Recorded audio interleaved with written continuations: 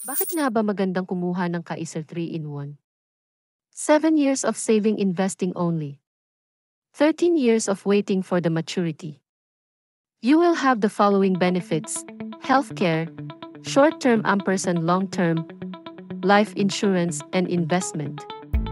Ang mga traditional HMO, health maintenance organization, ay short-term lang. Magbabayad ka ng annual premium for certain healthcare coverage. Magamit mo ito or hindi ay babayaran mo pa rin every year kung gusto mong ipagpatuloy ang healthcare coverage. Sa Kaiser, pwedeng maging short-term at long-term. Kung nag-avail ka nito at biglang nagkasakit, magagamit mo ang healthcare benefits. Paano naman kung hindi magamit? Okay lang. Dahil si Kaiser ay long-term healthcare din kung saan ang hinuhulog mo ay hindi masasayang at magagamit mo pa rin in future needs. Sa traditional HMO, Health Maintenance Organization, kapag sinabing healthcare ay pure healthcare lang. Sa Kaiser, hindi lang siya basta healthcare.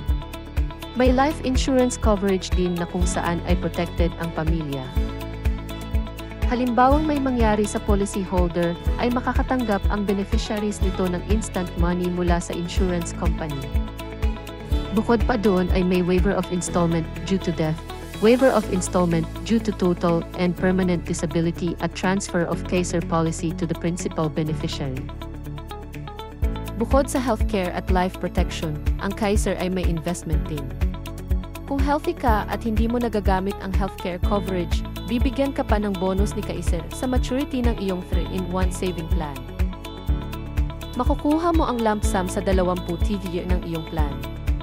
May option ka rin na iritain lang ito upang lumago pa ang pera mo. Imagine, nag-save ka lang sa loob ng 7 years, may makukuha kang malaking halaga sa maturity period ng saving plan mo. Para ka ring may pension na pwede mong kuhanin buwan-buwan dahil good as cash itong investment mo.